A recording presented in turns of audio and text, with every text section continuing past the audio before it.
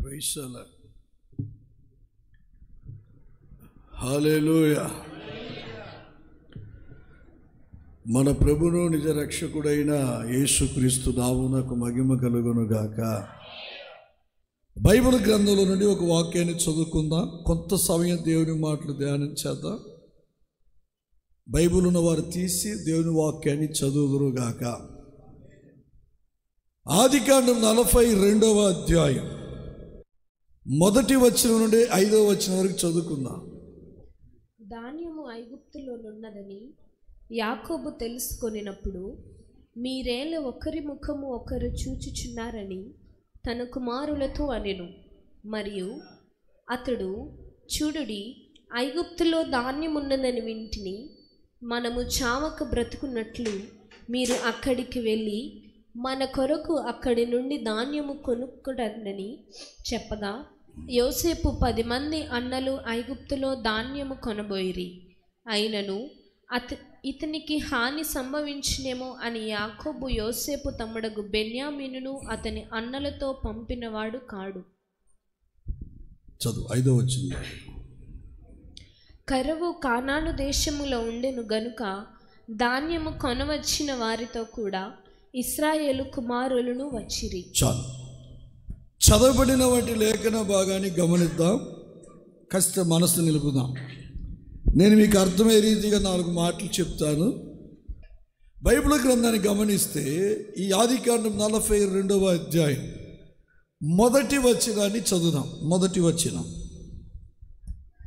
ధాన్యము ఐగుప్తులోనున్నదని, ధాన్యము ఐగుప్తులో ఉన్నది యాకోబు తెలుసుకొనినప్పుడు. ఆగుతల్లి. 5వ వచనం చూద్దాం. కరువు కానాను దేశములో ఉండెను. కరువు కానాను దేశములో ఉన్నది. బాగా వినండి. ధాన్యం ఐగుప్తు దేశంలో ఉన్నదంట. కరువు కానాను దేశంలో ఉన్నదంట. ఈ వాక్యం చదివినప్పుడు కాస్త విచిత్రంగానే ఉంటుంది. ఐగుప్తు అనగా అది ఎటువంటి దేశమని మనకు బాగా తెలుసు. కానానగా అది ఎటువంటి దేశమని మనకి బాగా తెలుసు. అయితే రాయబడిన వాటి వాక్యాన్ని గమనిస్తే ఐగుప్తులో ధాన్యం ఉందంట, కానాన్లో ఏముందంట? కరువు ఉందంట. మీకు అర్థం అవటం 4 మాటలు చెప్తాను, శ్రద్ధగా వినండి. అసలు కరువు ఉండాల్సింది ఐగుప్తులో, ధాన్యం ఉండాల్సింది కానాన్లో. ఏది ఎక్కడ ఉండాలనో అది అక్కడ లేదు, ఏది ఎక్కడ ఉండాలనో అది అక్కడ ఉంది, ఉండకూడదు అది అక్కడ ఉంది. ఇంకా మీకు అర్థమైతే చెప్తాను. సమాధానం ఉండాల్సిన చోట సమాధానం లేదు, అసమాధానం ఉంది. అసమాధానం ఉండాల్సిన చోట అసమాధానం లేదు, సమాధానం ఉంది. ఆరోగ్యం ఉండాల్సిన చోట ఆరోగ్యం లేదు, అనారోగ్యం ఉంది. అనారోగ్యం ఉండాల్సిన వంటి చోట ఆరోగ్యం ఉంది. మీకు అర్థమవుతుందండి? సంతోషం ఉండాల్సిన చోట సంతోషం లేదు, అక్కడ దుఃఖం ఉంది. దుఃఖం ఉండాల్సిన చోట దుఃఖం లేదు కానీ సంతోషం ఉంది. వెలుగు ఉండాల్సిన చోట వెలుగు లేదు, చీకటి ఉంది. కానీ చీకటి ఉండాల్సిన చోట చీకటి లేదు, వెలుగు.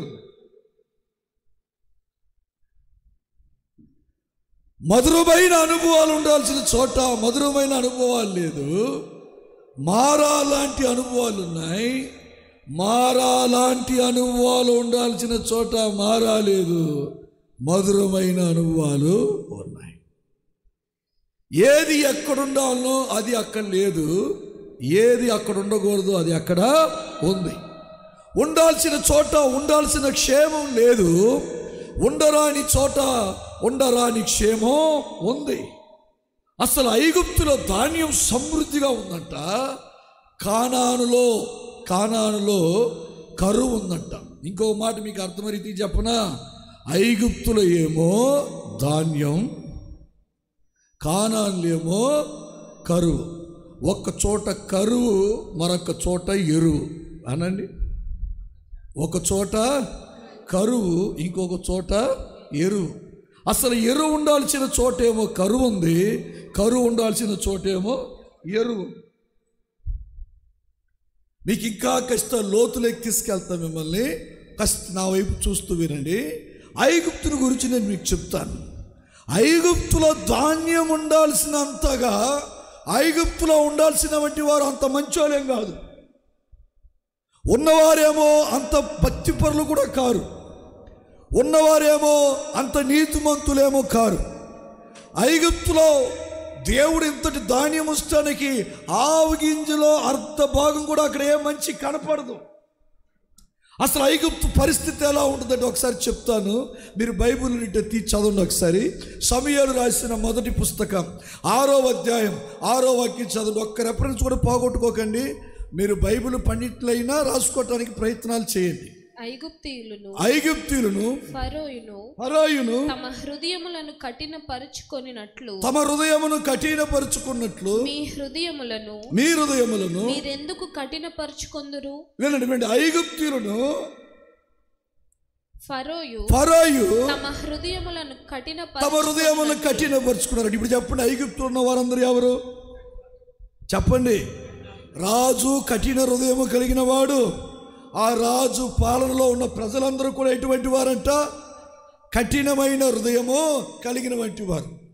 ఎవరి గుండెలో కానీ జాలి లేదు, ఎవరి గుండెలో కానీ ప్రేమ లేదు, ఎవరి గుండెలో కానీ కస్తైన కనికరం లేదు, ఎవరి గుండెలైనా తన అభిప్రాయం లేదు, ఎవరి గుండెలో కూడా కస్తైన తేమ ఈవిరి కూడా లేదు. హృదయం ఎంత కఠినమైందంటే అంత కఠినమైన హృదయము కలిగిన వంటి వారు. ఏమంటే రాజు హృదయము కంటే కఠినమైన హృదయం కలిగిన వంటి వారంట ఐగుప్తులో ఉన్నవారైతేమి, ఐగుప్తుని పరిపాలిస్తున్న రాజు అయితేమి. వారి కఠిన హృదయమును చూసి అపోస్తలుడైన పౌలు కూడా రాశారు వారి గురించి. ఐగుప్తుని ఎంత కఠినులని. ఏమండి, ఎక్కడో ఉన్న ఆదికాండంలో రాయబడిన ఐగుప్తుల గురించి అపోస్తల కార్యములు రాసిన పౌలు గారు హెబ్రీయులకు రాసిన పత్రికలో కూడా రాసి పెట్టాడు ఐగుప్తుల కఠిన హృదయాన్ని గురించి. అంతటి కఠినమైన మనస్తత్వం కలిగిన వారందరూ ఎక్కడున్నారంటే చెప్పాలి, ఎక్కడున్నారు? ఐగుప్తులో ఉన్నారు. అంతటితో ఆగితే పర్వాలేదు. ఇంకొక మాట చెప్పనా నేను మీకు? చదవండి బైబిల్ గ్రంథం. ఏమండి, నిర్గమాకాండం 18వ అధ్యాయం 11వ వాక్యం. నిర్గమాకాండం 18వ అధ్యాయం 11వ వాక్యం. ఐగుప్తీయులు గర్వించి చెప్పండి. ఐగుప్తీయులు గర్వించి. ఇప్పుడు ఐగుప్తులు ఉన్న వారందరూ ఎవరు చెప్పండి?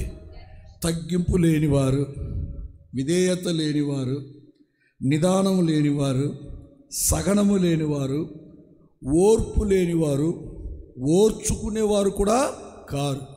ఎటువంటి వారంట? ఎక్కడ తగ్గరంట, ఎక్కడ కూడా తగ్గరంట.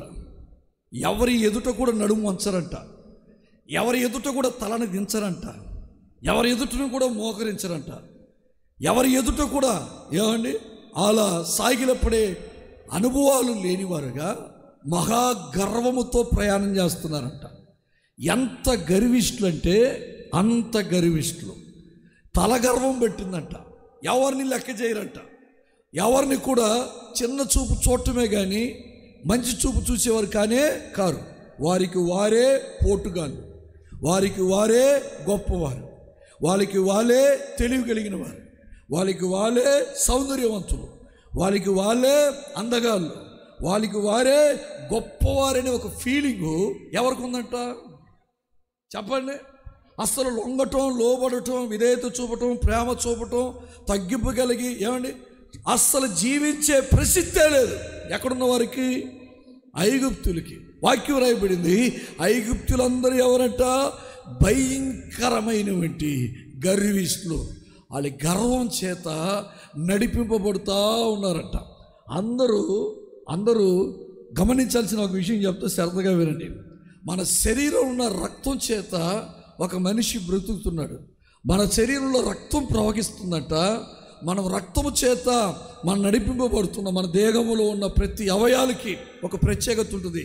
అందులో ప్రత్యేకంగా మన శరీరంలో ఉన్న రక్తము చేత మనం నడిపింపబడతామంట. అయితే ఐగుప్తులు మాత్రం గర్వము చేత నడిపింపబడుతున్నారంట. దేని చేత? అంతటి గర్వం ఐగుప్తులో పుట్టిన చిన్నవారు మొదలుకొని పెద్దవారి వరకు ఉందంట. ఇప్పుడు చెప్పండి, ఐగుప్తులు ఎవరండి? చెప్పండి. గర్విష్ఠులు. మొదటిగా చెప్పే ఐగుప్తులు ఎవరు? కఠినాత్ములు. ఎంత కఠిన హృదయం కలిగిన వారంటే అంత కఠిన హృదయము కలిగిన వారు. రెండవదిగా చెప్తున్నాను, ఐగుప్తులు ఎవరంట? భయంకరమైన వంటి గర్విష్ఠులు. మూడవది కూడా ఇంకో మాట చెప్తాను చూడండి. సంఖ్యాకాండం 20వ అధ్యాయం 15వ వాక్యాన్ని కూడా చూద్దాం.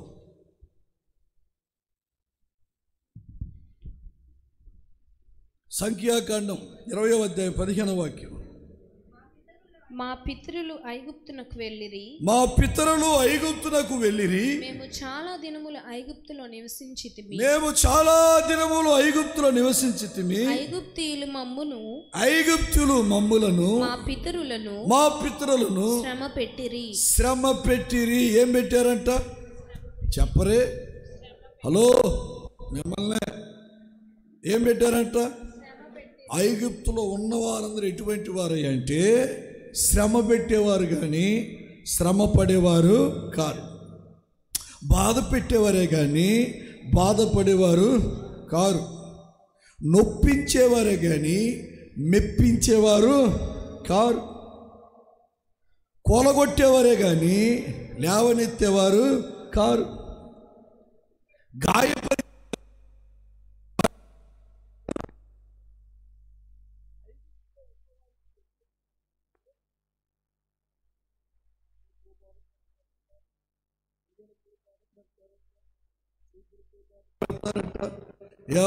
చిన్నవారు గౌరవం లేకుండా, మనాతన లేకుండా, మర్యాద లేకుండా అక్కడ ఉన్న వారందరూ కూడా ఇశ్రాయేలుని ఏం చేశారంటే బాధ పెట్టారంట. ఎవరిని చెప్పాలా? ఎవరిని? ఇశ్రాయేలుని. ఆ ఇశ్రాయేలు సైన్యములు ఎవరున్నారు? ఎవరున్నారండి? కాలేబు ఉన్నాడు, యెహోషువ ఉన్నాడు. చెప్పాలా? మన పితరులైన చాలామంది భక్తుపరులందరూ ఎక్కడున్నారు? ఆ ఇశ్రాయేలు గుంపులో ఉన్నారు కదా. అలాంటి వారిని ఏం చేసేవారంటే వీళ్ళు బాధ పెట్టారంట. ఎంత బాధ పెట్టేవారంటే అంత బాధ పెట్టేవారంట. ఐగుప్తుల హృదయమంతా కూడా ఎదుటివాడిని బాధ పెట్టడమే తెలుసుకున్న వంటి హృదయము కలిగిన వారిగా, ఆ మనస్తత్వం కలిగిన వంటి వారుగా జీవిస్తూ ఉన్నారంట. నా వైపు చూడాలా? ఐగుప్తుల గురించి 3 విషయాలు చెప్పాను నేను మీకు. ఏమేం చెప్పా? 1, కఠిన హృదయము కలిగిన వారు. 2, చెప్పాలా? ఏమండి? భయంకరమైన గర్విష్ఠులు. 3, చెప్పాలా? ఎదుటి వారిని ఎంతగా శ్రమ పెట్టాలనో అంతగా శ్రమ పెట్టారంట. అలాంటి ప్రాంతములంట ఏముందంట?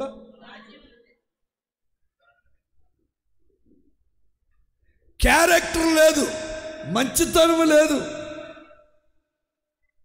సాక్ష్యము లేదు. పోనీ జాలి హృదయం కలిగిన వారా? కాదు, కఠిన హృదయం కలిగిన వారు. పోనీ కష్టమైన తగ్గింపు ఉన్నవారా? కాదు, గర్విష్ఠులు. ఎవరి దగ్గరైనా ప్రీతిగా మాట్లాడతారా? మాట్లాడరు. ఎలా మాట్లాడతారంట? చెప్పండి. బాధ పెట్టి మాట్లాడతారంట. అలాంటి ఐగుప్తు దేశంలో 7-14 సంవత్సరాలకు సరిపోదగిన ధాన్యం ఉందంట. మీరు ఆదికాండంగా చదివితే అక్కడ రాసి ఉంచారు, ఆ చుట్టుపక్కల ఉన్నటువంటి వారందరూ కూడా ఏమండి గొర్రె పిల్లని, మేక పిల్లని, పశువులను, గేదెలను, ఒంటెలను, గాడిదలను, బంగారము, వెండి, ఏమండి దస్తావేజులు పట్టుకొని వరుస క్రమంలో నిలబడ్డారంట. ఎందుకు?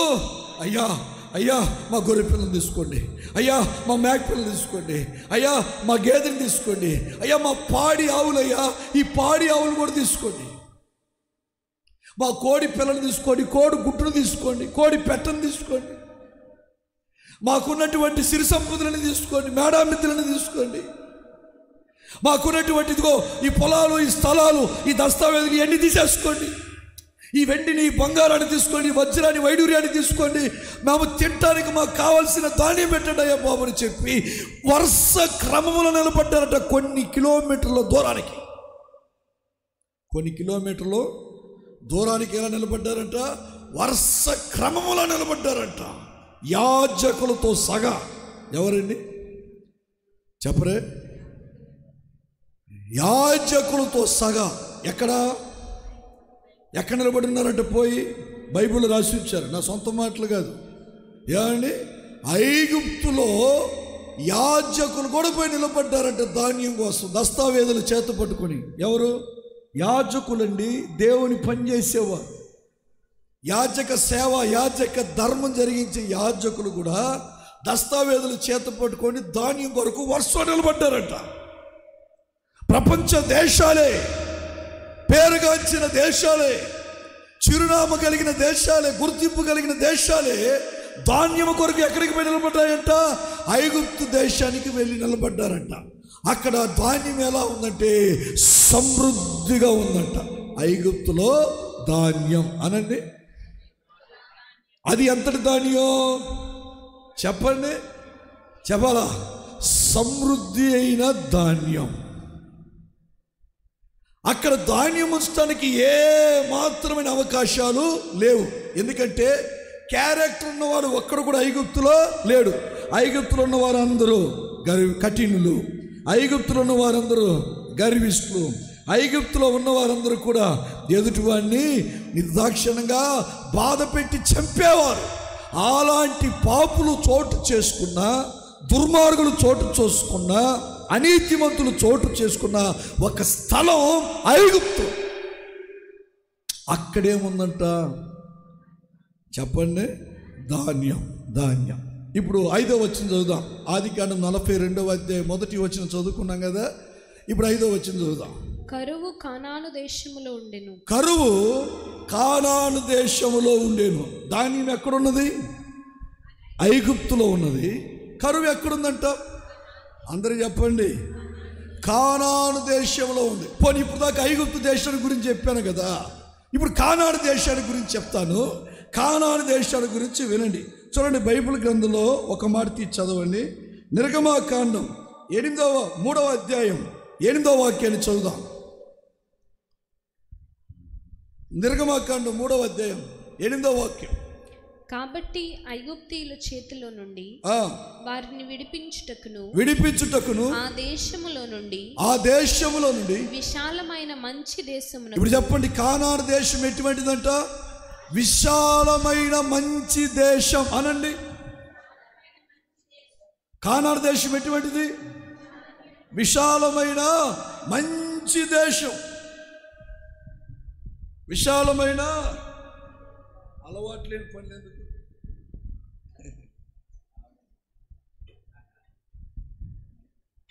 ఒక చోట నిలబడేవాళ్ళం కాదు.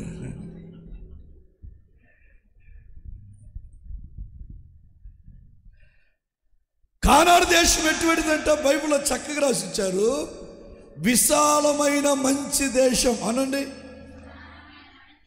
అక్కడ చెడు లేదు. అక్కడ ఏమి లేదు చెప్పండి? చెడు లేదు. చెడు వెతికినా దొరకదంట. అంత మంచి దేశం అంట. మంచికి పేరుగాంచిన దేశం. మంచివారు ఏమండి, మంచివారితో సగా ఆనందించగలిగిన మంచి దేశం అంట. దేశం కాపురం ఉండటానికి. అది మాత్రం కాకుండా ఈ బొంబాయి, ఈ కలకత్తా, ఎప్పుడైనా బొంబాయికి వెళ్ళారండి? ఎప్పుడైనా కలకత్తాకి వెళ్ళారా? ఈ బొంబాయిలో, ఈ కలకత్తాలో మనోళ్ళు ఉంటారు, తెలుగు ప్రజలు. వాళ్ళు ఉన్న ప్రాంతాలు ఎలా ఉంటాయంట? చాలా ఇరుకిరుగ్గా ఉంటాయి. చాలా ఇరుకిరుగ్గా ఉంటాయి. ఏమండి, 10 అడుగులు వెడల్పు, 10 అడుగులు పొడవులో 2 గదులు, 2 కాపురాలు ఉంటాయి. బాగా ఇరుకిరుగ్గా నివసిస్తారంట. అలాంటి దేశం కదంట కానాను దేశం. అది ఎటువంటి దేశం అంట? విశాలమైన దేశం అంట, మంచి దేశం అంట. అంత మాత్రమే కాకుండా విశాలమైన దేశం. అంతటితో ఆగలేదు. రెండో భాగం చదువు కింద. ఇప్పుడు దాకా ఇక్కడ పాప చదువుతున్నా, ఏమైందమ్మాయి? చదవనమ్మా.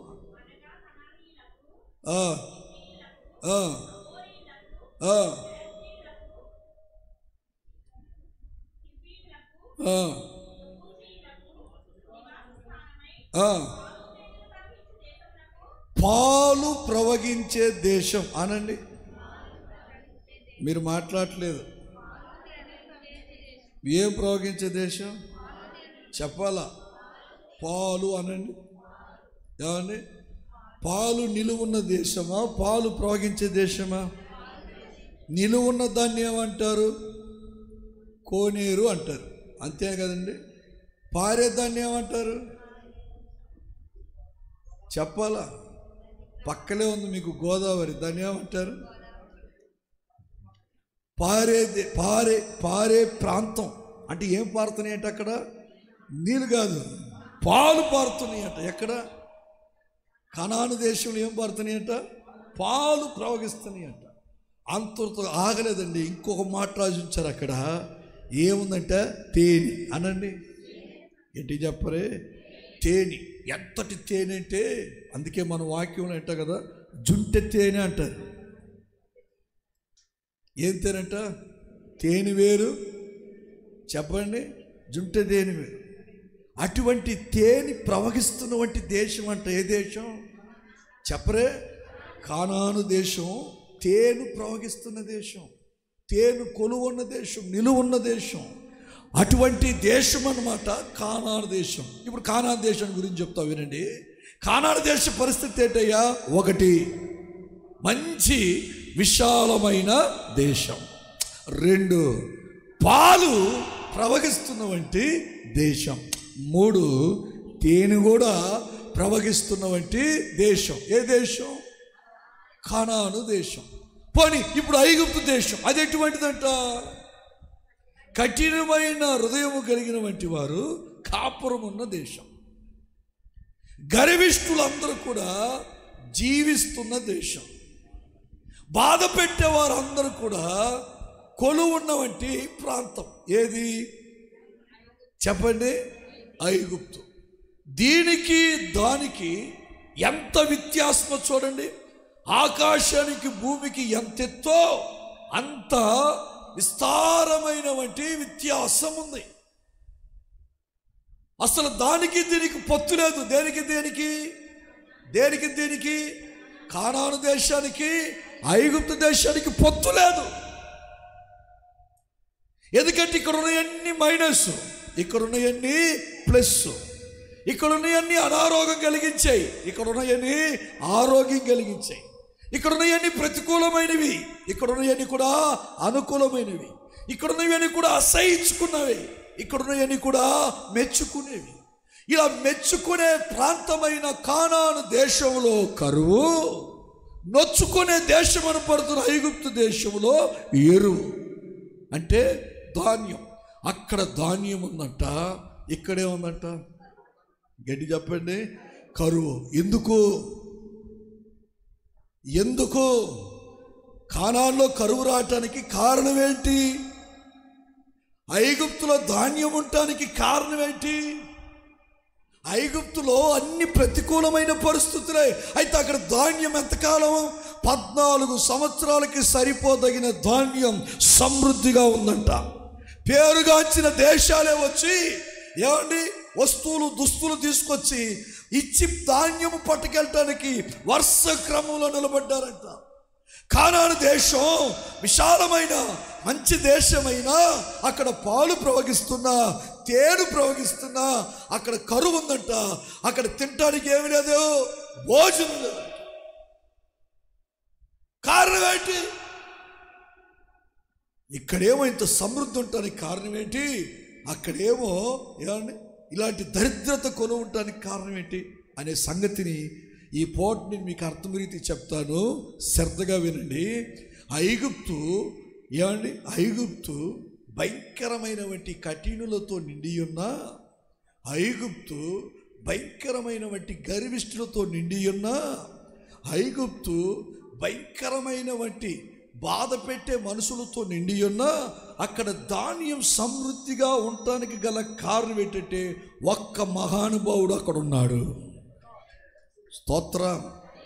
కొట్టాలనుకుంటే చప్పట్లు గట్టి కొట్టాలి.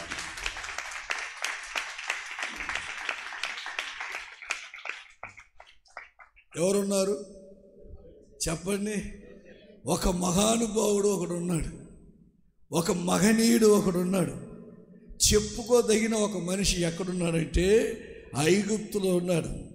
ఐగుప్తు దేశం అంతటిని పోషించడానికి, దేవుడు పోషించడానికి గల కారణం ఏంటంటే అక్కడ ఒక మహానుభావుడు ఉన్నాడు.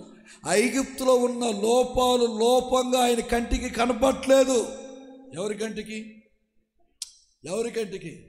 దేవుని కంటికి కనపట్లేదు. ఐగుప్తులో ఉన్న లోపంగా ఆయన కనపట్లే.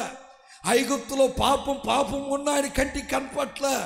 ఐగుప్తులో ఎన్నో బలహీనతలున్నా ఆ బలహీనతలు ఆయనకి కనపట్లే. ఐగుప్తులో ప్రతికూలమైన పరిస్థితులు ఉన్నాయి, ఆయన కనపట్లే, లెక్క చేయట్లేదు. ఐగుప్తులో ఇంత ధాన్యం ఉంచడానికి కారణం ఏంటి? అక్కడ ఏ మంచి లేదు కదా, అసలు అంత ధాన్యం ఎందుకు ఉంచావు? 14 సంవత్సరాలకు సరిపోదగిన ధాన్యం ఎందుకు ఉంచావయ్యా? ప్రపంచ దేశాలతో సగా ధాన్యం లేక అడుక్కోని స్థితికి దిగజారిపోయి ఉంటే అక్కడ మాత్రం ధాన్యం ఎందుకు ఉంచావు? కానాల్లో ఉన్నవారైతేమి, ఐగుప్తుకు చుట్టున్నటువంటి వారైతేమి దుస్తులు పట్టుకొని వచ్చి వరుస క్రమంలో నిలబడి ధాన్యం అడుక్కునే స్థితిలో ఉన్నారయ్యా.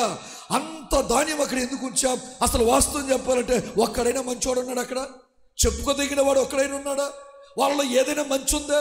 కష్టైన నువ్వు వాళ్ళ మీద ప్రేమ చూపగలిగినంతగా వాళ్ళ దగ్గర ఏదైనా మంచి పద్ధతులు కనిపిస్తున్నాయా? ఒక్కలో కూడా మంచి లేదు. అక్కడున్న వారందరూ కఠిన హృదయం కలిగిన వారు, అక్కడున్న వారందరూ గర్విష్ఠులు, అక్కడున్న వారందరూ ఎదుటి వాడిని బాధ పెట్టేవారు. అయితే ఎంతటి ధాన్యం అక్కడ ఎందుకయ్యా ఉంచావయ్యా అంటే వాక్యం చక్కగా రాయబడింది, ఒక్క మగనీయుడు ఉన్నాడు. స్తోత్రం, హల్లెలూయా. ఒక్క మగనీయుడు ఉన్నాడు. ఎవరయ్యా అంటే యేసేపు. గట్టిగా చప్పట్లు కొడదామా?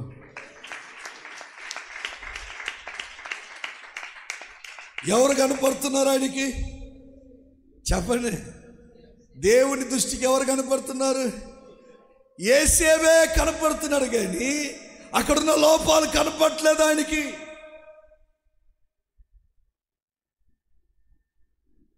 యేసేపే కనిపిస్తున్నాడు ప్రభు దృష్టికి, అయితే అక్కడ లోపల ఆయన కనపట్లేదు. యేసేపు ఉన్నారండి, ఒక్క యేసేపు ఉన్నాడు అక్కడ. ఆ యేసేపుని బట్టి అక్కడ దేవుడు ఏముంచాడంట? చెప్పరే, మాట్లాడాలా? ధాన్యం సమృద్ధిగా ఉంచాడంట. యేసేపుని బట్టి ఎందుకు ధాన్యం ఉంచాడు? అసలు యేసేపు ఎటువంటి వాడు తెలుసండి? ఒక్క మాట మీరు బైబిల్ గ్రంథంలో చదివి వినిపించండి. నేను యేసేపు గురించి చాలా విషయాలు చెప్పగలను, అయితే ఒక్క పాయింట్ చెప్తాను. ఒక్క పాయింట్ చదవండి. బైబిల్ గ్రంథంలో ఆదికాండం 37వ అధ్యాయం 1, 2, 3 వచనాలు చదువుదాం.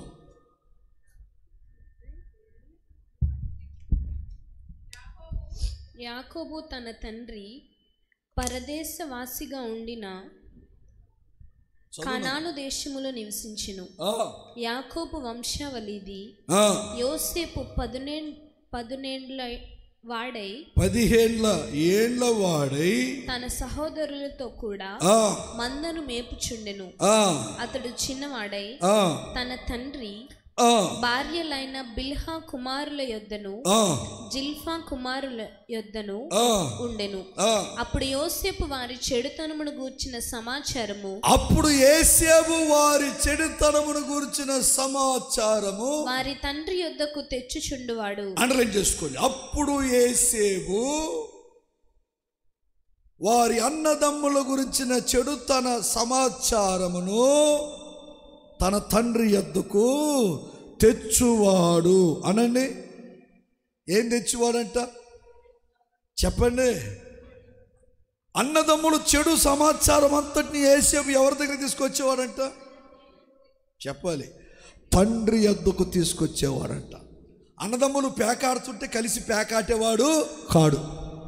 అన్నదమ్ములందరూ షాపుకి వెళ్తే, మందుల షాపుకి కాదు, ఏ షాప్, నా మాట మీకు అర్థమవుతుందా భాష? మందుల షాపుకి కాదు, ఎక్కడికి? మందు షాపుకి వెళ్తుంటే వెళ్ళేవాడు కాడు. అందరూ పేకాడటానికి వెళ్తే అన్నదమ్ములందరూ, మనోడు పేకాడటానికి వెళ్ళేవాడు కాదు.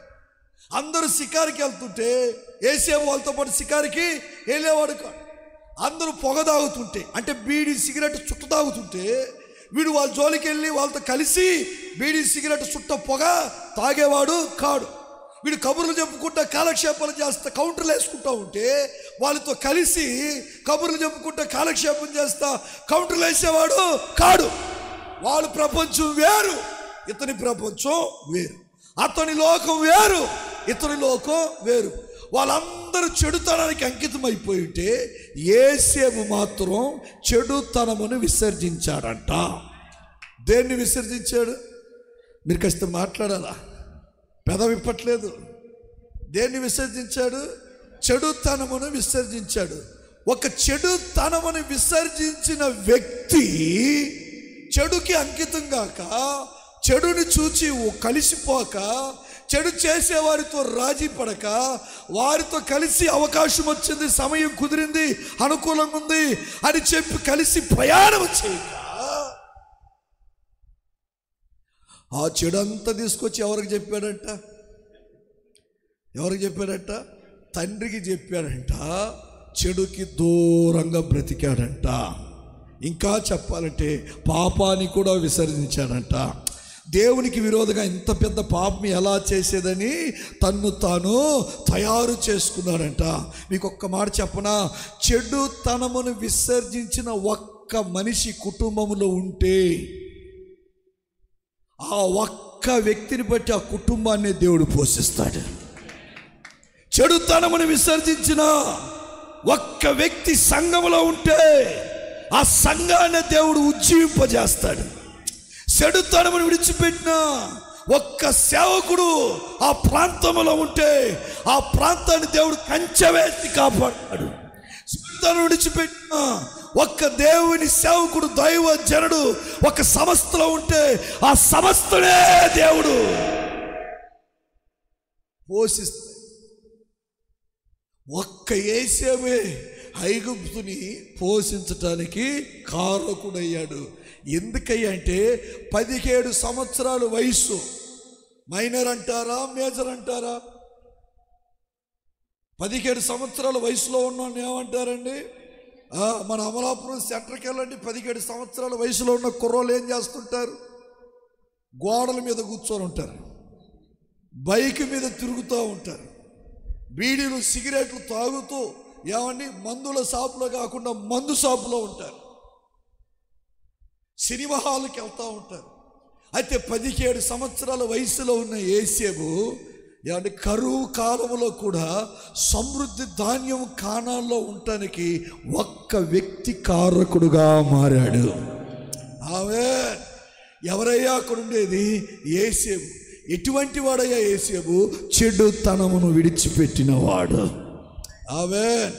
హల్లెలూయా, హల్లెలూయా. నేను మీకేం చెప్పడానికి ఇష్టపడుతున్నానంటే, చెడుతనం విడిచిపెట్టిన ఒక్క మనిషి మనకు కావాలా? ఏ మనిషి చెప్పండి? చిన్నవారైనా పెద్దవారైనా, స్త్రీలైనా పురుషులైనా చెడుతనాన్ని విడిచిపెట్టి చెడుకి దూరం ఉండి, చెడుకి రాజీ పడక, చెడుని అసహించుకొని, చెడుతో కాపురం చేయక, చెడు చేసే వారితో కలిసి సహవాసం చేయక, చెడు చేసే వారితో కలిసి ప్రయాణం చేయక, చెడు కలిసి చేసే వారితో పాటు ఎవరికి కలిసిపోయి రాజీ పడక, చెడుకి దూరం ఉండి, చెడు చేసే వారికి సంపూర్ణంగా తమను తాను దూరం చేసుకొని ఆ చెడు తండ్రికి చెప్పి, ఎవరికి చెప్పి చెప్పాలా? ఆ చెడుని తండ్రికి చెప్పి మందలించగలిగిన, వారి కొరకు దేవుని దగ్గర విజ్ఞాపన చేయగలిగిన యేసేపు లాంటి ఒక్క వ్యక్తి సంఘములో ఉంటే చాలు. ఆ ఒక్క వ్యక్తిని బట్టి దేవుడు ఆ కుటుంబస్తులందరికీ తినటానికి ఏం పెడతాడట? పెడతాడు, భోజనం పెడతాడు. ఈరోజు నీ కుటుంబంలో అలాంటి ఒక్క వ్యక్తి తయారవ్వాలి. ఆమేన్, హల్లెలూయా, హల్లెలూయా. ఎలాంటి వ్యక్తి చెప్పండి? ఏ వ్యక్తి? ఈరోజు నీ ఇంట్లో కరువు ఉండటానికి కారణం ఏంటి తెలుసా? ఈరోజు నీ ఇంట్లో సమృద్ధి లేకపోవటానికి కారణం ఏంటి తెలుసా? నీ ఇంట్లో చెడుని చెడుని చెడుని చెడుని విసర్జించిన వంటి వారు లేరు. నీ ఇంట్లో ధాన్యం ఉండాలంటే, సమృద్ధిగా ధాన్యం ఉండాలంటే, నీ ఇంట్లో ఆరోగ్యం ఉండాలంటే, నీ ఇంట్లో ఆనందం ఉండాలంటే, నీ ఇంట్లో సమాధానం ఉండాలంటే, నీ కుటుంబంలో సమాధానం సంతోషం ఉండాలంటే, నీ కుటుంబంలో ఐశ్వర్యం ఉండాలంటే, నీ కుటుంబంలో ఘనత ఉండాలంటే, నిన్ను ఘనపరచాలంటే, 10 మంది నీకు విలువేయాలంటే, 10 మంది నిన్ను సన్మానించాలంటే, 10 మంది నిన్ను లెక్క చేయాలంటే, 10 మంది నీకు విలువేయాలంటే, 10 మంది నిన్ను నీ ఎదుట నిలబడి ఏమంటే నీకు సమాధానం చెప్పాలంటే, నువ్వు వస్తూ వెళుతూ ఉన్నప్పుడు, నువ్వు వస్తూ వెళుతున్నప్పుడు నిన్ను చూడగా వారి గుండెల్లో నీ గురించిన ఒక మంచి అభిప్రాయం, ఒక మంచి తాత్పర్యం, ఒక మంచి ఉద్దేశం, ఆలోచన కలిగి 2 చేతులు జోడించి నీకు శిరస్సు వంచి నమస్కారం చేసి, ఒకవేళ నీకు ప్రైజ్లాడు చెప్పి, నీకు వందనాలు చెప్పి నువ్వు దాటిపోతున్నప్పుడు, నువ్వు నడిచి వారిని దాటిపోతున్నప్పుడు నిన్ను చూడగా వారి హృదయం ఉప్పొంగగలిగిన ఆ స్థాయిలో ఉంటే నిన్ను బట్టి నీ కుటుంబాన్ని పోషిస్తాడు. హల్లెలూయా, హల్లెలూయా, హల్లెలూయా. యేసే ఉన్నాడండి అక్కడ. అందుకే దేవుడు అంటాడు, రే ఒక్క యేసే ఉండబట్టే ఆ ప్రాంతానికి ఎంత కనికరం. యేసే ఉండబట్టే ఆ ప్రాంతంలో చెప్పండి ఎంత కనికరం. సమరయ పట్టణాన్ని రక్షించడానికి కారణమే ఒక్క సమరయ స్త్రీ ఉంది అక్కడ. స్తోత్రం. అందుకే ఆ సమరయ పట్టణాన్ని ఏం చేశాడు దేవుడు చెప్పండి? నోవాహు కాలంలో అందరినీ ప్రభు ఏమండి నేలలో సమాధి చేస్తే ఒక్క కుటుంబాన్ని కాపాడాడంట. ఆ కుటుంబాన్ని కాపాడటానికి కారణం ఏంటంటే 7 మందిని కాపాడటానికి 8వ వాడు ఒకడు ఉన్నాడు. ఎవరు చెప్పండి? నోవాహు. ఒక్కడు కావాలి దేవునికి కుటుంబాన్ని కాపాడుకోగలిగిన వంటి వాడు. ఒక్కడు కావాలి దేవునికి నశించిపోతున్న గ్రామాన్ని రక్షించుకోగలిగిన వారు. ఒక్కరు కావాలి దేవునికి తన పట్టణాన్ని రక్షించుకోగలిగిన, కాపాడుకోగలిగిన, సంఘాన్ని కాపాడుకోగలిగిన, సేవని కాపాడుకోగలిగిన, సేవకుని కాపాడుకోగలిగిన ఒక్క వ్యక్తి దేవునికి కావాలా? ఈ 2 రోజుల సభలో ఆ ఒక్క వ్యక్తి తయారవ్వాలా. స్తోత్ర. హల్లెలూయా. మీకు ఎలా ఉందో కానీ నాకు మాత్రం ఏమంటే రెడ్ బుల్ తాగినంత బలం హుషారుగా ఉంది. స్తోత్రం. హల్లెలూయా. ఒక్క యేసేవుని బట్టి ఐగుప్తు దేశాన్ని దేవుడు ఏం చేశాడంటే చెప్పండి చెప్పండి చెప్పండి చెప్పండి ఏమండి? మన పితరులందరూ ఉంటారు కదా, దేవునితో మాట్లాడుకుంటారు అనుకుందాం. ఒక చిన్న మీటింగ్ పెట్టుకున్నట్టు పరలోకంలో, యా ప్రభువా ఐగుప్తులో జరిగే నేరాలు ఘోరాలని నీకు బాగా తెలుసు. ఒక్కడికైనా అక్కడ జాలి హృదయం ఉందా? అందరూ కఠినులే. ఒక్కడైనా విధేయుడు ఉన్నాడా? అందరు గర్విష్ఠులే. ఒక్కడైనా ఎదుటివాడి దగ్గర ప్రీతిగా మాట్లాడుతున్నారా? ఎప్పుడు బాధ పెట్టేవారే. అలాంటి ప్రాంతాన్ని నువ్వు శిక్షించకుండా వాళ్ళని పోషిస్తున్నావంటే కారణం ఏంటంటే అక్కడ నా బిడ్డ ఒకడు ఉన్నాడు రా. అక్కడ చెప్పండి, నేను ప్రేమించే వ్యక్తి ఒకడు ఉన్నాడు, నన్ను ప్రేమించే వ్యక్తి ఒకడున్నాడు. అందరూ చెడుకి అంకితమైపోయి ఇటు అటు బ్రతుకుతూ ఉంటారు. ఆదివారం వస్తే ఒక బతుకు, సోమవారం అయితే ఇంకొక బతుకు. చర్చిలో ఉంటే ఒక నటన, బయటికి వెళ్తే ఇంకొక నటన. వీడు చర్చిలో ఒకే రకంగా ఉన్నాడు, బయట ఒకే రకంగా ఉన్నాడు. అసలు వాడిని చూస్తుంటే నాకే కుళ్ళు పుడుతుందిరా. అంత పరిశుద్ధుడు, అంత భక్తిపరుడు, అంతగా చెడుని విసర్జించిన వాడు ఇలాంటి వాడు వచ్చి అడ్డు నిలబడితే నేను దాటిపోగలనా? ఆమేన్. హల్లెలూయా, హల్లెలూయా. ఈరోజు నీ కుటుంబాన్ని రక్షించుకోవటానికి, కాపాడుకోవటానికి, పోషించుకోవటానికి యేసేపు లాంటి వారు, చెడుతనమును విసర్జించిన వంటి వారు కావాలా?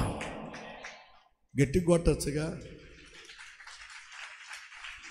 ఇంకా కాస్త గట్టి కొట్టచ్చుగా.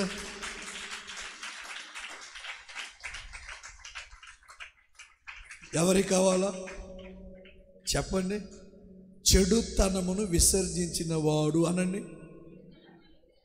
గట్టి చెప్పండి. ఎవరు విసర్జించింది చెప్పాలా? ఇప్పుడు నేను మీతో మాట్లాడుతున్నా, ఒక 2 నిమిషాలు వినండి. మీలో కొంతమంది చెడుకు అంకితమైపోయారు. అందుకే మీ జీవితాల్లో జరగాల్సిన మేలులన్నీ ఆగిపోయాయి. ఈరోజు మీరు కూడా చెడుని విసర్జించే వ్యక్తులుగా మారితే ఖచ్చితంగా సమృద్ధిని దేవుడు మీ కుటుంబాలకు ఇస్తాడు. ఆమేన్. హల్లెలూయా. ఏ చెడు నిన్ను ఏలుబడి చేస్తుందో నీకు బాగా తెలుసు. ఏ చెడుకి అంకితమైపోయావన్న సంగతి నీకు బాగా తెలుసు. ఆ చెడుని విడిచిపెట్టి బ్రతుకుదువు గాక. దేన్ని విడిచిపెట్టి? మాట్లాడరే, పెదవిప్పరే. దేన్ని విడిచిపెట్టి?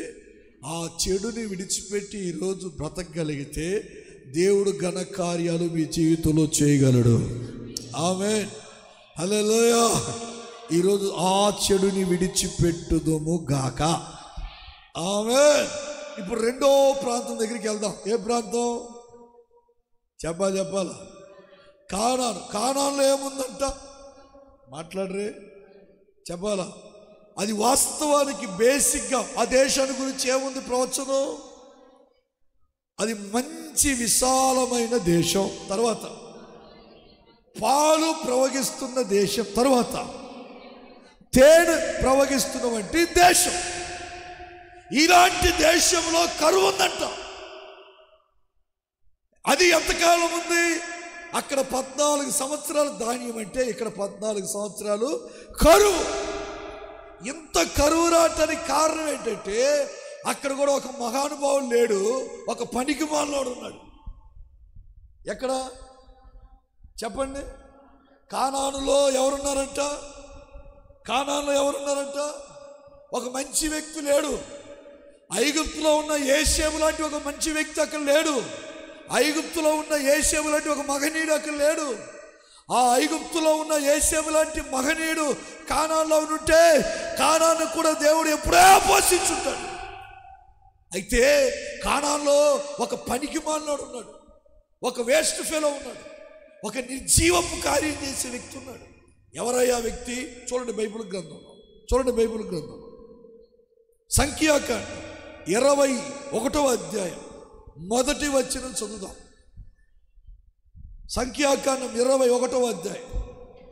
ఇశ్రాయేలీయులు ఆతారీయుల మార్గమున వచ్చుచున్నారని దక్షిణ దిక్కున నివసించిన కనానీయుడైన అరాదు రాజు విని. కానానీయుడైన ఏ ఊరికి సంబంధించిన? హలో మిమ్మల్ని. కానానీయుడైన ఏ రాజంట?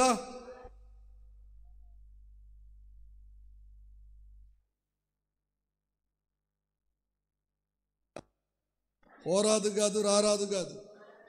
ఏ రాదు? ఆరాదు అని ఒక రాజు ఉందంట. ఎక్కడ చెప్పరే? కానాను దేశంలో ఆరాదు అని ఒక రాజు ఉన్నాడంట. కింద బా. అతడు ఇశ్రాయేలీయులతో యుద్ధము చేసి ఏం చేశాడంట? గట్టి చెప్పండి. తెలుగు బైబిల్లో యుద్ధము చేసి అని రాసించారు. ఈ రాజు ఎటువంటి వాడంట? యుద్ధం చేసేవాడంట. సంస్కృతంలో యుద్ధం అంటారు. మన మామూలు వాడుక పదంలో అంటే పర్యాయ పదాలు ఉంటాయి కదండి. పర్యాయ పదాల్లో ఒక మాట చెప్పండి. యుద్ధాన్ని ఏమంటారు? జగడాలాడేవాడు ఎవడంట? ఏంటి చెప్పండి? జగడాలోడు అనండి అంటారా మీరు? వచ్చా మీకు ఆ భాష? జగడములాడేవాడంట. ఎవరు? ఏ రాజు చెప్పండి? ఆ తమిళ్ బైబిల్ ఏ రాసి ఇచ్చారంటే దేవుని ప్రజలకంట విరోధముగా ప్రయాణం చేశాడట. ఏ భాషలో? మా ఊరు తమిళ భాషలో రాసించిన మాట. దేవుని ప్రజలకి ఎలా ప్రయాణం చేశాడట? విరోధముగా మాట్లాడాడట, విరోధముగా పని చేశాడంట, విరోధముగా మాట్లాడుతూ విరోధముగా పనిచేశాడంట. అలాంటి వాడు ఎక్కడున్నాడంట? కానాన్లో ఉన్నాడంట. కానాను చూడటానికి బేసిక్గా దేశం ఎటువంటిదంట? బైబిల్లో రాసి వచ్చారు. ఎటువంటిదండి? మంచి విశాలమైన దేశం. 2 ఏమని రాసించారు? పాలు ప్రవహిస్తున్న దేశం. 3 తేనె ప్రవహిస్తున్న దేశం. అలాంటి దేశంలో కరువు ఉండటానికి కారణం ఏంటంటే అక్కడ ఒకడు ఉన్నాడు, మంచోడు కాదు, పనికిమాలినోడు. ఎవరు చెప్పండి?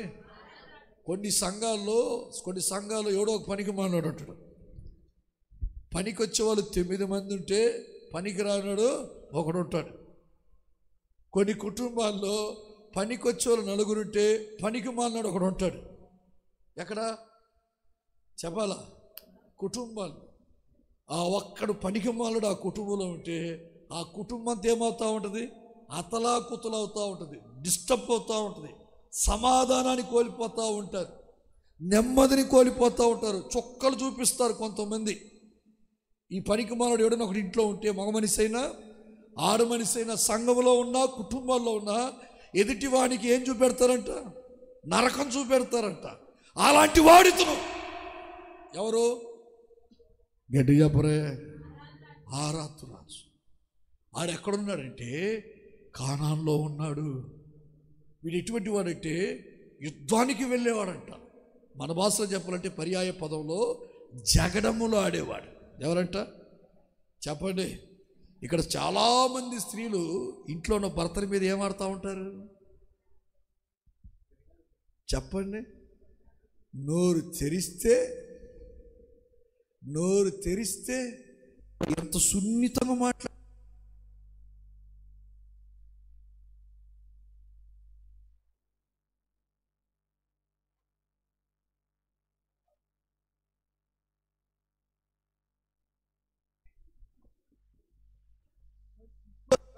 ఉంటారు. కొంతమంది చర్చికి వచ్చి ఏం చేస్తారంట? ఒక పాస్టర్ గారు చెప్పిన సాక్షి నేను మీకు చెప్తాను. ఏమండి? 2 వారాలుగా ఒక తల్లిగారు చర్చికి రాలేదంట. ఎన్ని వారాలుగా చెప్పండి? 2 వారాలుగా ఒక తల్లిగారు ఎక్కడికి రాలేదు? చర్చికి రాలేదంట. పాస్టర్ గారు 3వ వారం వెళ్ళాడంట. వెళ్ళి అమ్మా అయ్యా ఏమైంది మీకు?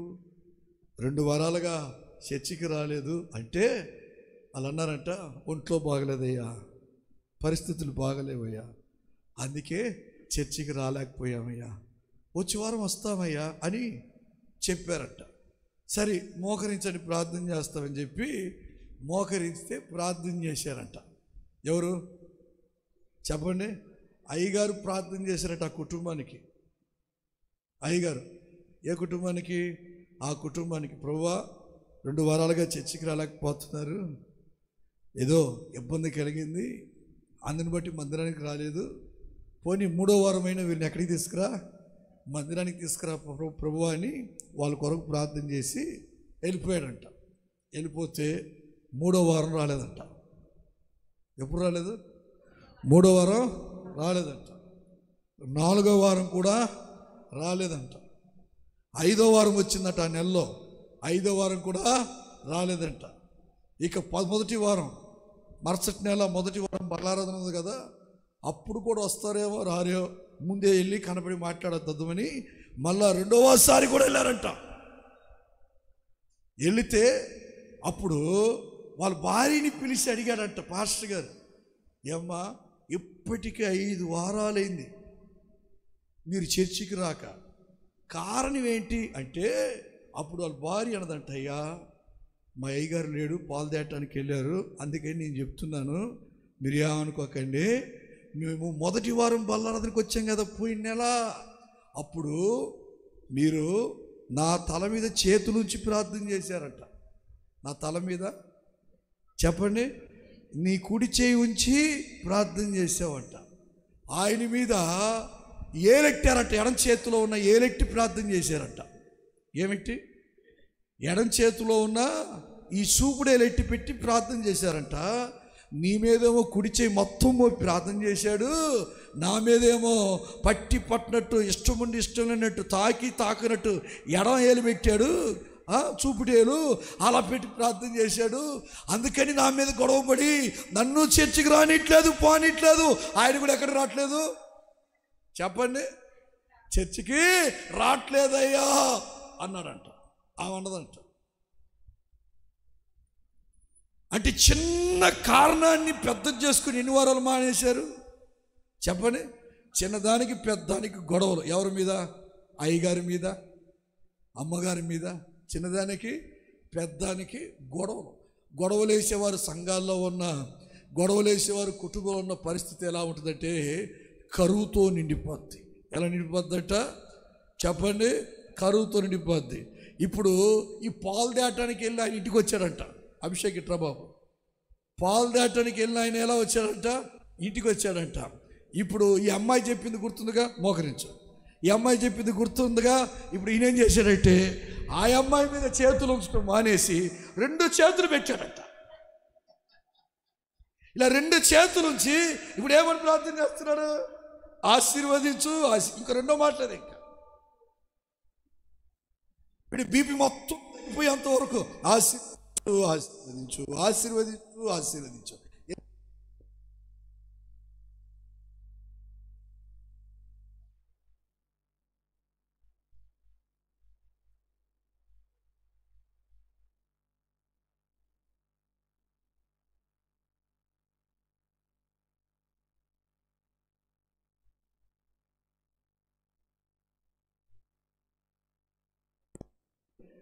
చెప్పండి, హల్పడుతుంది.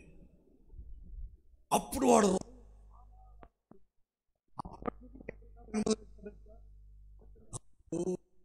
శ్వాసలు ఉన్నారు చూపెడతారు,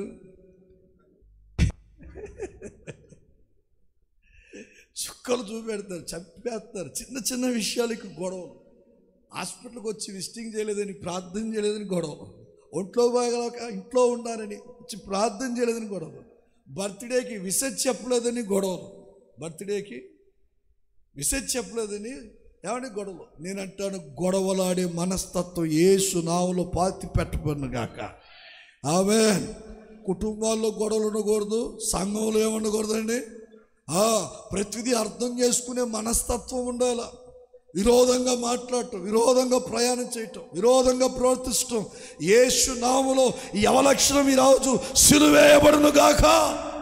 కానాడు ఇంతటి కరువు రావటానికి గల కారణం ఏంటంటే దేవునికి విరోధంగా, దైవజనుడికి విరోధంగా, సంఘానికి విరోధంగా, సమాజానికి విరోధంగా మాట్లాడే ఒక వ్యక్తి ఉన్నాడు. ఆ వ్యక్తి పేరంటే ఆరాదు. అతను కానాన్లో ఉండబట్టి కానాన్ దేశం అంతటికి కరువు. అలాంటి వారు ఒక్కరు కాదు, చాలామంది ఉన్నారు. చాలామంది ఉన్నారు ఈరోజు. అలాంటి వారు ఒక్కరు మీ కొంపలో ఉన్నా, అంటే నీ ఇంట్లో ఉన్న, నీ గుడారంలో ఉన్నా, నీ కుటుంబానికి ఏం కలగదు? ఏం కలగదు? ఆశీర్వాదం కలగదు. ఈరోజు నీ కుటుంబానికి ఆశీర్వాదం కలగాలంటే గొడవలు పడే మనస్తత్వం యేసు నామములో పాతి పెట్టబడుదురుగాక. ఇంట్లో ఉన్నవారితో సమాధానంగా ఉండండి, మందిరంలో ఉన్నవారితో సమాధానంగా ఉండండి.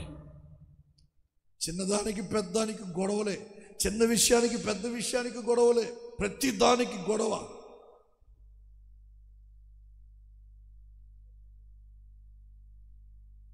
వేయకపోతే గొడవ.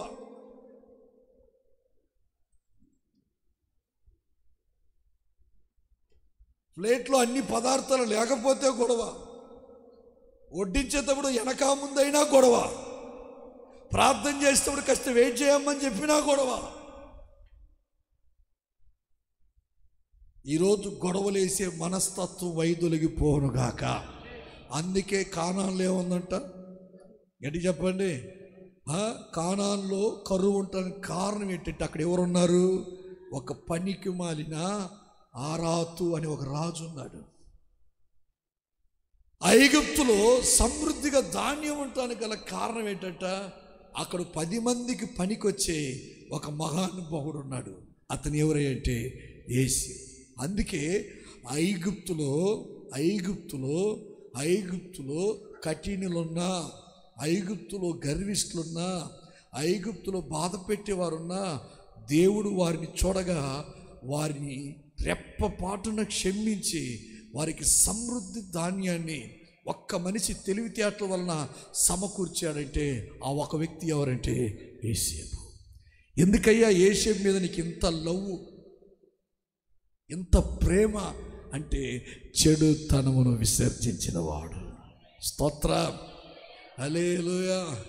కానాను దేశం మంచి విశాలమైన దేశం కదా, కానాను దేశం పాలు ప్రవహించే దేశం కదా, కానాను దేశం తేను ప్రవహిస్తున్న దేశం కదా. అయినా దేశంలో అంత కరువు ఎందుకు ఉంచావు అంటే అక్కడ ఒక పనికి మాలిన వ్యక్తి ఉన్నాడు. అతని పేరంటే అరాతు రాజు. అతడు దేవుని బిడ్డలకి విరోధంగా మాట్లాడి జగడమలాడువాడు. దేవుని బిడ్డలకి విరోధంగా మాట్లాడి జగడమలాడువాడు. అలాంటి వాడు అక్కడ ఉన్నాడు కాబట్టి ఆ కుటుంబానికి, ఆ సంఘానికి ఇప్పటి వరకు ఏం కలగట్లేదు? క్షేమము కలగట్లేదు. ఆమేన్, హల్లెలూయా.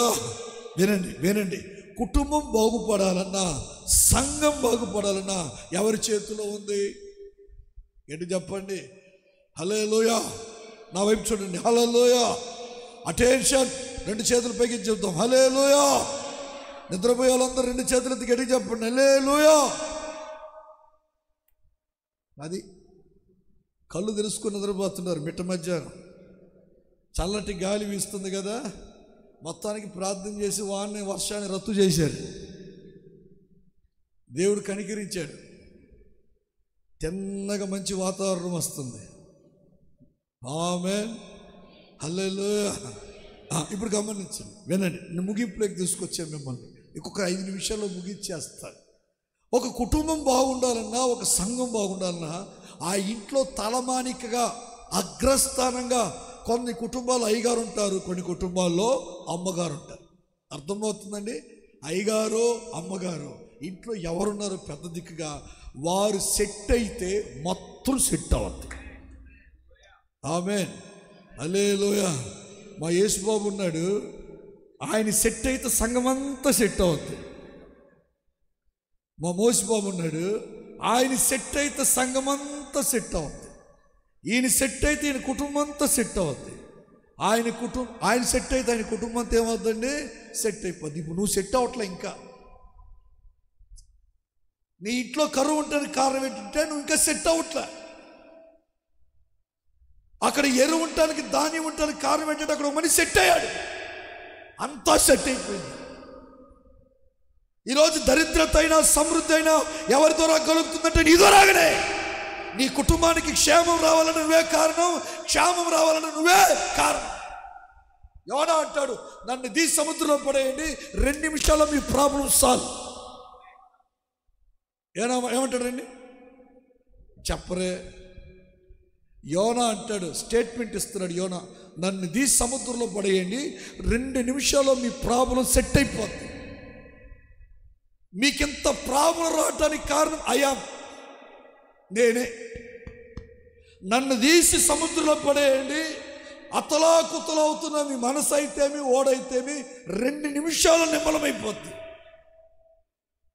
మీ గుండె జారిపోయిందేమో ఇప్పటికి, మీరు మళ్ళా కోలుకుంటారా? నా మాటను నన్ను తీసి ఎక్కడ పడేయండి? చెప్పండి. ఇంత అపజయం మనకు రావటానికి కారణం ఏంటి? ఆయుపట్నం మీదకి వెళ్తే అపజయం రావటానికి కారణం ఏంటి? ఎరికోని కూల్చేశాం, ఆయన కూర్చోలేకపోతున్నాం అంటే కారణం ఏంటి? ఆడక్కడున్నాడు, వాడిని కాల్చండి ఫస్ట్. వాడిని ఒక్కని అగ్నితో కాల్చేస్తే మొత్తం సెట్ అయిపోద్ది. మీకు అర్థమవుతుందండి? వాడిని ఒక్కని కలిసి పడేయండి, మొత్తం సెట్ అవుతుంది,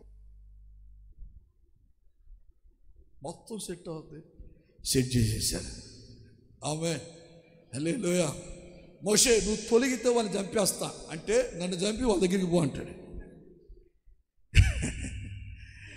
మోషే, నువ్వు తొలగితే వాళ్ళని చంపేస్తానంటాడు దేవుడు. మోషే అటు నన్ను చంపి వాళ్ళ దగ్గరికి పోతాడు. అలా గుమ్మరంగా వెళ్ళిపోతున్నాం. ఇంకా ఏం మాట్లాడలేదు.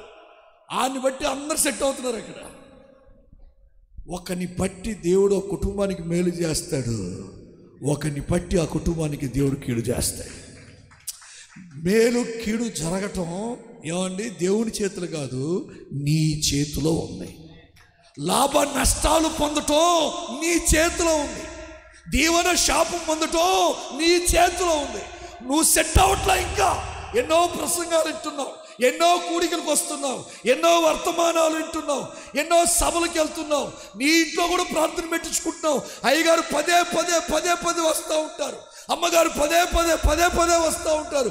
అయినా ఇంకా నీ ఫ్యామిలీలో ఉన్న ప్రాబ్లమ్స్ క్లియర్గా అట్లా కారణం అంటే ఇవన్నీ జరుగుతున్నాయి, కానీ నువ్వు ఇంకా సెట్ అవట్లా. ఇంకా నువ్వు కుదురుబాట్లోకి రావట్లేదు. నువ్వు కుదురుబాట్లోకి వస్తే అన్ని కుదురుబాట్లోకి వచ్చేస్తాయి.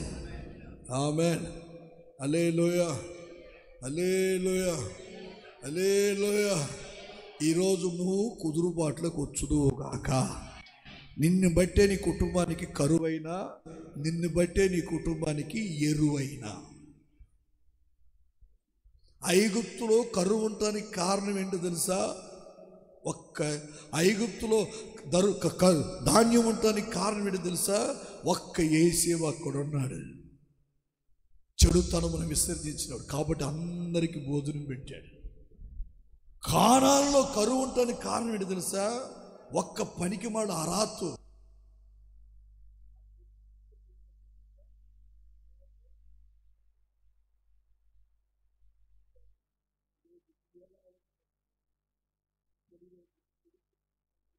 దేవుడిని సరిచేస్తున్నాడు. ముందున్న దినాల్లో, ముందున్న 2 రోజుల కూడికలో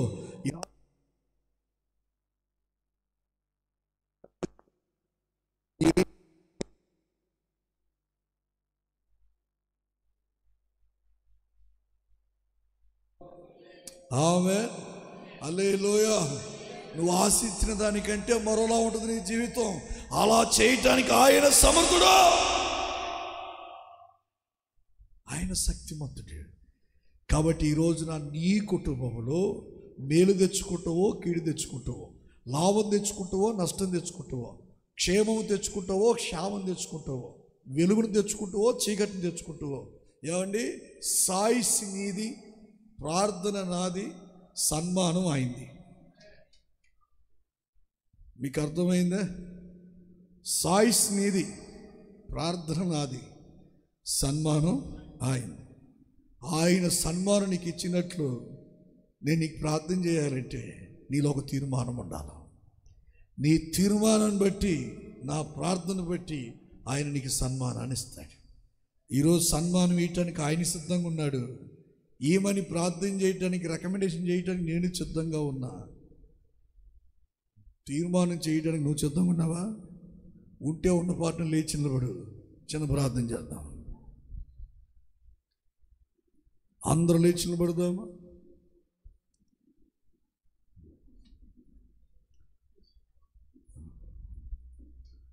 అందరూ లేచి నిలబడదామా? కాడబట్టుకున్న ఆయన గట్టిగా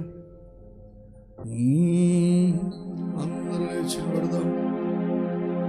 2 చేతులు ఆకాశం తట్టు పైకెత్తుదాం. ఒక చిన్న ప్రార్థన చేద్దాం. ఐగుప్తులో ధాన్యం, కానానులో కరువు ఉండాల్సిన చోట ఎరువు ఉంది, ఎరువు ఉండాల్సిన చోట కరువు ఉంది. ఏది ఎక్కడ ఉండాలో అది అక్కడ లేదు. వాస్తవం చెప్పాలంటే ఐగుప్తు అంత మంచి ప్రాంతమేమి కాదు. ఐగుప్తులో ఉన్న వారందరూ కూడా కఠినులని, గర్విష్ఠులని, ఎదుటి వారిని బాధ పెట్టేవారని తేటగా రాసి వచ్చారు. అయినా ఐగుప్తులో సమృద్ధి ధాన్యాన్ని దేవుడు ఉంచడానికి గల కారణం ఏంటంటే ఒక్క మనిషి, ఒక్క వ్యక్తి, ఒక్క మగనీయుడు, ఒక మహానుభావుడు అక్కడ ఉన్నాడు. దేవుని ఆత్మ కలిగి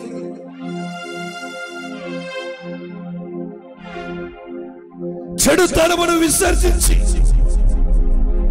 పాపమును జయించిన ఒక్క మనిషి ఐగుప్తులో ఉన్నాడు. అందుకే అతని బట్టి దేవుడు ఆ ప్రాంతం అంతటిని పోషించాడు. మరి కానాను అది మంచి దేశం అంట, అది పాలు ప్రవహించే దేశం అంట, అది తేనె ప్రవహించే దేశం అంట. అయినా అక్కడ కరువు ఉందంట. కరువు ఉండడానికి కారణం ఏంటి? అక్కడ ఒక పనికి మాలిన నిర్జీవపు క్రియలు కలిగిన ఒక వ్యక్తి ఉన్నాడు. అతడు ఎవరయ్యంటే ఆరాతు రాజు. అతని బట్టి కానానికే అంతటి శాపం, కరువు. ఈ ఐగుప్తు, ఈ కానాను దేశాలు మాత్రమే కాదు, ఈ రెండు మన కుటుంబాలకి సాదృశ్యం, ఈ రెండు మన సంఘాలకి సాదృశ్యం, ఈ రెండు మన సమస్తకి సాదృశ్యం, ఈ రెండు మనకే సాదృశ్యం. నీ కుటుంబంలో గాని, నీ సంఘంలో గాని యేసు లాంటి ఒక మంచి వ్యక్తి ఉంటే ఎంత లోపం ఆయన లెక్క చేయకుండా నిన్ను పోషిస్తాడు. అదే ఎంత మంచి దేశమైన ఒక పనికి మారిన వ్యక్తి ఉండటం వలన కానాను దేశాన్ని దేవుడు శిక్షించాడు. నిన్ను బట్టే ఈరోజు నీ కుటుంబం డిస్టర్బ్ అవడానికి కారణం, నిన్ను బట్టే నీ కుటుంబానికి శాపం కలగటానికి కారణం, నిన్ను బట్టే నీ కుటుంబానికి రోగం రావడానికి కారణం ఈ నష్టం, ఈ తెగులు, ఈ ఇబ్బందులు, ఈ బాధలు, ఈ బలహీనతలు, ఈ కన్నీరు, ఈ ఆవేదన, ఈ అంగలార్పు, ఈ అసమాధానం, ఇవన్నీ రావడానికి నువ్వే కారణం.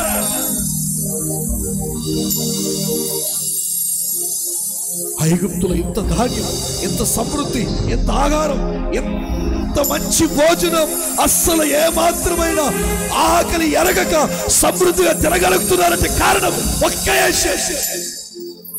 నువ్వే. నీ కుటుంబం సమృద్ధిగా ఉండాలన్నా నీవే. నీ కుటుంబం దరిద్రత అనుభవించాలన్నా నీవే. మేలుండాల్సిన చోట మేలు లేదు, కీడుంది. కీడుండాల్సిన చోట కీడు లేదు, మేలు.